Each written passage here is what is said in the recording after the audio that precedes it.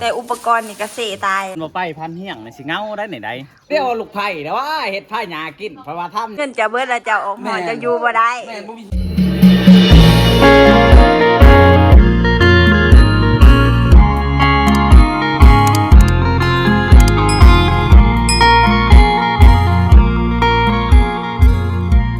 สบายดีตอนเสาร์ทุกคนอยู่กับสองสาวต่อยเบาเหียงมื้อนี้ก็ลูกนึงเขาแต่เสาร์เนาะเพราะแผงสิไปปลากับทีมงานเฮาก็เลยลูกนึงเขาแต่เสาร์เพื่อเกี่ยมเขาแล้วก็แจวให้ผัวแผงไปปลาเฮาก็สิมาดังไฟกันเลย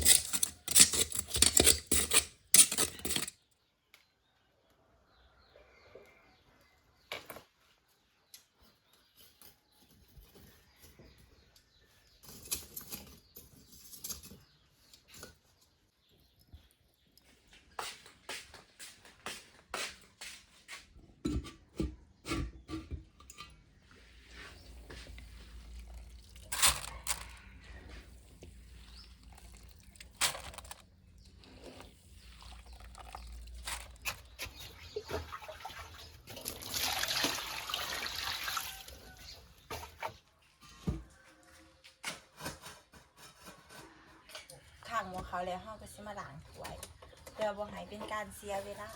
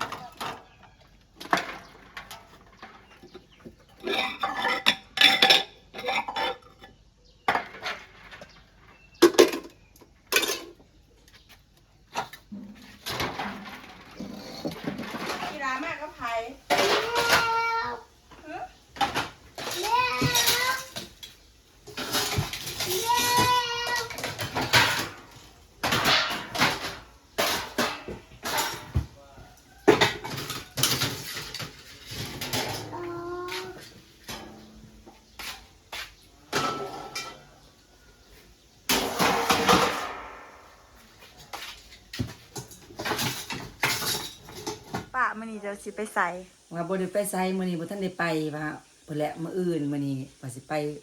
มานาดูก่อนสิไปงานบุญอ๋อมื้ออื่นจึงสิได้ไปถ่ายคลิปอีกโดยเอาฝากติดตามเด้อส่องแม่อ้อยหากินแบบพิธีลาวเด้อทุกคนค่ะไปติดตามแม่อ้อยหากินแบบวิธีลาวเด้อทุกคนเฮ็ดยังเฮ้ยกระเป๋ขาดแต่อีต้นสาดกระเป๋าขาดเลยดิทรงถูกทรงหยางเราจะเอามาสิยิบก็ยิบบ่เป็น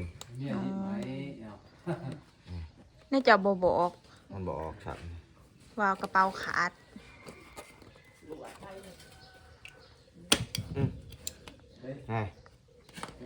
มันบ่อยู่หรอก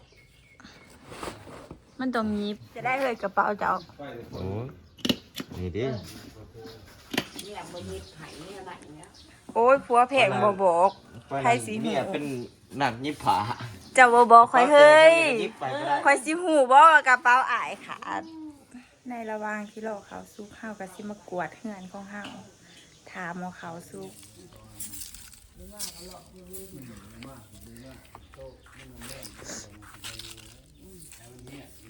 คือแต่งตัวรอแท้สิไปป่านี่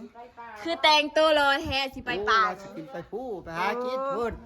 คือเห็นรอแท้บ่เป็นมีผู้สาวอยู่ป่าบ่อันนี้บอกกระเป๋าปูอ๋อคือแล้วอู้รอหลายอันนี้กระเป๋าเจ้าบ่ปูเจ้าก็สิไปบ่ไปหากินไปตามวนเนาะหาปูหาป้าอีแม่เด้อีแม่บ่ไปบ่บ่ได้ไปเอาเจ้าคือบ่ไปไหนอีพ่อบ่มีผู้อยู่บ่มีผู้อยู่เฮาสิเฮ็ดจังได๋เฮือนหลังบักใหญ่น่ะเฮาแบ่งกันนอนแม่นบ่กันนอนแล้วลูกไผ่กับหญ้าลูกไผ่นอนบ้านหญ้านอนหน้าใส่แขนบักหลาให้เบิ่งแหน่ให้นะเช้าเบิ่งหมอเป่า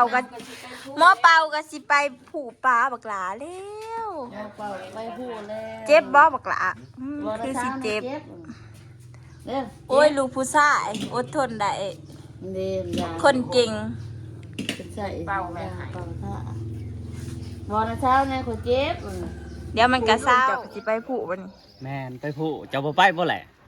ไว้โอกาสหน้า พันบ่ไปพันเฮียงนี่สิเหงาได้ไหนใด ไว้โอกาสหน้าเทื่อนี้คือสิบ่ได้ไป บ่คิดฮอดบ่แหละบ่คิดฮอดแล้วบ่แหละ ขึ้นฮอดก็สิอดเอาเนี่ยเพราะว่าไปหาเงินหาคำเด้ แม่นคอยยังให้เจ้าไปได้ไปเฮ็ดครัวไปเฮ็ดอยู่ครัวกินนะหั่น โดยไว้โอกาสหน้าลุงสิไปแน่นอน โอเคโอกาสหน้าจังไป เจ้าเด้ ลงพูดแล้วกัน อ๋อเจ้าฮักกะมาบ่ โดย อ๋อโดยขอให้มันมานเด้อลุงทองของเฮานี่คือสิบ่ได้ไปเนาะเพราะว่า เกิดอุบัติเหตุใหม่ตกใส่ แมน เจ็บบ่ลุง หัวกาบ่ปานใด อ๋อ เออ คนเก่งเนาะ ไกลหัวใจอยู่ ไกลหัวใจ รอบหน้าพุ่นแหละรอบนี้งดก่อนงวด โด นี้ ยเศร้ากันเนาะลุงเนาะ แมน โอ้เขาคลองสิไปป่าคือตะมวน ปูกุ่งก็ไปบ่ ไปหาอยู่หากินคือเก่าก่อนเนาะ เด้อ อยู่บ่ได้หอดย่ำไป มันออกหอนเนาะปูเนาะ เมียบ่คิดฮอดเมียบ่ โอ้ก็บ่คิดฮอดหรอกคงอยู่นํกันอยู่คุมื้อเนาะ โอ้ เจ้าที่มาไก่จะได้คิดฮอดก็ค่อย ก็มื้อนี้ทีมงานของเฮาขึ้นปลาจักคน 8 8คนป้าดโถ สุดใหญ่อีก สุดใหญ่ เออ เป็นตะมวนเนาะ ห่วยม่วนได้อเว้ยถ้าได้ไปแหละ โดย ใครกลัวบ่ได้ไปก็บ่ได้ไปเงา คนเคยไป คนเคยไปบ่แม่นเงินจะเบิดแล้วจะออกหอนจะอยู่บ่ได้ แม่นบ่มีพวกกี่รีเบิดค่ะ เก็บครบแหละเครื่องอันยังอะ อุปกรณ์ อ๋อ ก้อนถ่ายคลิป แต่อุปกรณ์นี่ก็เสตายเลย ชาวแบงค์ อืมอันนี้เสื้อผ้าบ่ เสือมันซื้อไปลายอยู่ลงมาให้เมียสัก โอ้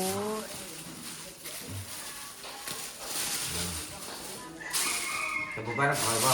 ก็อยากไปอยู่จะสิพาไปนำบ่ รอบหน้าก่อน โอเค พาไปพร้อมกับชาวดา โดยไปปลาหาอย่าคิดหอดเมียลายมันสิบ่หมาน โอ้มันย้อนเจ้าแน่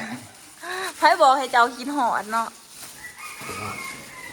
รอบนี้สิบ่มันบ่รอบนี้ อืม รอบที่แล้วมันบ่มันเว้ยกินหอนแต่มีอะไร รอบนี้เขาให้มันมาน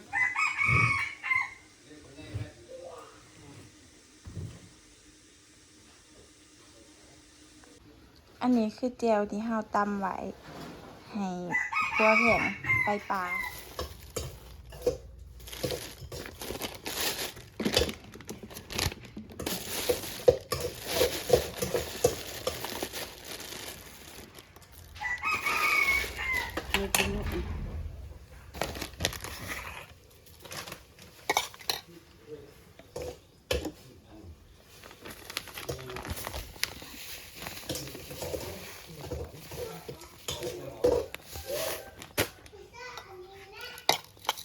อาหารเสาร์ปั่นเขาก่อนไปปลาช่วยไข่หมูแดงซีมือลูกไผ่มากินข้าว เอามาพี่เด้อต่อมาสาด ไปสาดบ่ เด้อเอาลงแล้วกำเผาเราได้บ่ได้เด้ มาเล็กให้หลายเนาะ เอาลงแล้วต้องเผาเราได้ มาทุกคนกินข้าวน้ำกัน อันนี้ออมเนื้อยาเป็นคนออม อันนี้ก่อยไข่หมูแดงลูกไผ่เห็ด อันนี้ยาเห็ด อันนี้ลูกไผ่เห็ดทอดไข่มาเด้อทุกคนกินข้าวน้ำกัน เฮ้ยซีมดูแสบอยู่บ่ไข่หมูก่อยไข่หมูแดง เจ็ดแล้วบ่เฮือน โอ้โหทุกคนช่วยกันงอนว่ะอ้าวง่าว เจ็ดค่ะ ตั้มมาคงว่ะ อีจักรแล้วสิบ่ไปอยู่ อันนี้ก็บ่ปากก็ตั้มมาคงว่ะ บ่ลิ คอยกระตั้ม ไว้เก็บไปเหรอ ใส่ บ่ ใส่ปลาแดกก็คือเก่าใส่เกลือก็คือเก่าแล้วว่ะผ่านเที่ยงมาซิมสำแลนต้องคงนะพัดต่ำอ่ะโตเห็ดบ่แสบมาเฮาสิเห็ดยังคือเดี๋ยวรู้ว่าอยู่มาท่านตำเห็ดอันนั้นบ่มีใครแตะแม้แต่เห็ดเดียวเลย มันแสบแห้งบ่ อันนี้คือกันไล่ขันหมดแดงกับซ้ำนี่ละเออ โอ้บอกตำบักด้วยนี่เบาคอยบ่นี่โอ้ยตายแล้วเนี่ย ไปคู ฟังจังบักดนนึกว่าเบาอีหยัง แล้วค่ายกวานแล้วค่ายกวานแล้วคงงอ เพื่อว่าให้เจียนน้ำใจว่าสันซา แล้วมาคงหันโอ้ยนักแห้งเจ้าขึ้นเขายัง เจ้ายังอยู่เป็นอยู่เนาะลุงเนาะลุง อ้าวบ่ได้ปางครับ มากินข้าวน้ำพันเหียงวะแสบบ่ แซ่บบ่ข้าวอ่ะ แ ซ่บบ่ถอดไข่น้องไผ่เห็ดอุ้ยเฮ้ยเสียเจ้าคือเป็นหูกระป๋อง มันกินบ่อื่นน่ะบ่กินนะ บ้านมาห้องกับมีนะ เอ้าไปสิไปเอาห้วยกิน อีหุยหมื่นอุ้ยต้องเฮ็ดเป็นคำให้กินอีมันก็โคตร ยิกมันกินได้จังกิน อืม เด้อ เอาใจมานักกูเมียทุกคน เจ้าสิเฮ็ดหยังสู่ลูกกิน โมก มุก ก็เรียกว่าลูกไผ่นะว่าเห็ดผ้าหยากินเพราะว่าถ้ำยาว่าเจ้าสิเห็ดหยังพอคอยกินว้า ลูกไผ่สมัยใหม่ลูกไผ่หันเฮ็ดบ่เป็นกินหันพอได้อยู่ เห็ดบอกเธอเดียวแม่นว่ะซ้อนเธอเดียวแล้วเลย เต็มรถเลยอันเนี้ยเลย เจ้าสิบ่มีบ่อนนัง ทำใหญ่ขั้วใหม่ใหญ่ขั้วไปอยู่ป่าปลามีอ่ะ บ่ต้องกินฮอดเมียเด้อไปป่าค่ะมันสิบ่มาน บ้านเฮียงบ้านที่ ไผเป็นอันโซเฟอร์ เจ้ามาให้กำลังใจหน่อยดูคืออันบ่เจ้าตั้มเด้ตั้มยังไปเฮ็ดกำลังใจกัน โอ้ยเคินปู เอิ้นไปเบิดลูกเจ้านะ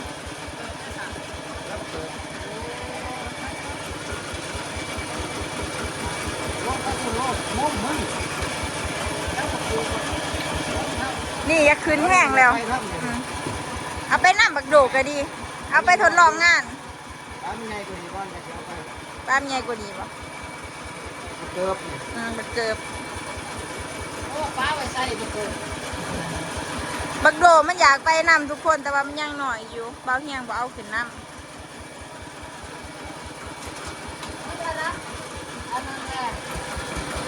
เฮ้ยมันไปนำบักโดบ๊ายบายทีมงานคนหากินเห่าก็ได้ไปปลาเลยเนาะทุกคนบ่าวเหี่ยงก็ไปปลาเลยเนาะทุกคนเหลือแต่อันลูกไผ่กับยาและกะลานอยู่เหือนกัน3 คนบ่าวเหี่ยงก็ไปปลาประมาณอาทิตย์หนึ่งพุ่นแหละจังสิได้ลงมาอะอยู่กับยาหันกะยาได้สิได้เป็นคนเฮ็ดกินให้กินเพราะว่าลูกไผ่หันถอดไข่กินเองหันได้อยู่ แต่ว่าแนวอื่นน่ะเฮ็ดบ่เป็นปานใดเนาะมีแต่ยาเฮ็ดให้กินตั้งแต่มานี่ จะเป็นสบายลูกค่ะ สบายอีหลียาวะเหลือห่าว3 คนอยู่เฮือนฝากเนื้อฝากตัวเด้อ มีแต่หญ้าเฮ็ดให้กินเฮ็ดกินก็บ่เป็นลูกไผ่ก็ได้โอ้ย คอยเมื่อคุณยาตื่นแต่4 โมงครึ่งเฮ็ดกินเฮ็ดอยากเรียบ แล้ แล้ว ว จะได้ซะ นี่ก็คือกันเลยนี่ แล้วลูกไผ่เฮ็ดกินบ่เป็น ถือคู่ชาย ปิงป้าให้กินมื้อนั้นแซ่บบ่ ปิ้งป้าก็จะได้ปั้นขี้ทานไผ่ไผ่สิกินได้เนาะ ขนาดซ้อมมาแล้วได้ค่ะซ้อมมาแล้วยังได้ซ้ำหัน ปิ้งป้าก็ให้เป็นทานเบิด เดี๋ยวมื้อหน้าสิแก้มือใหม่ เอาเล็กอีหยังนี่ หลังจากที่พัวแพงไปปลาแล้วสะต่อยก็สิบ่มีหยังหลายเนาะทุกคนสิขอปิดคลิปไว้เพียงเท่านี้ฝากทุกคนเข้าไปติดตามส่องใหม่ของเฮาในเด้อสาวต่อยบ่าวเหี่ยง เพื่อเป็นกำลังใจในการเฮ็ดคลิปต่อไป ฝากทุกคนเข้าไปกดไลค์กดแชร์กดติดตามให้เฮาเด้อทุกคนสาวต่อยก็สิขอตัวไปอาบน้ำก่อนเนาะบ๊ายบาย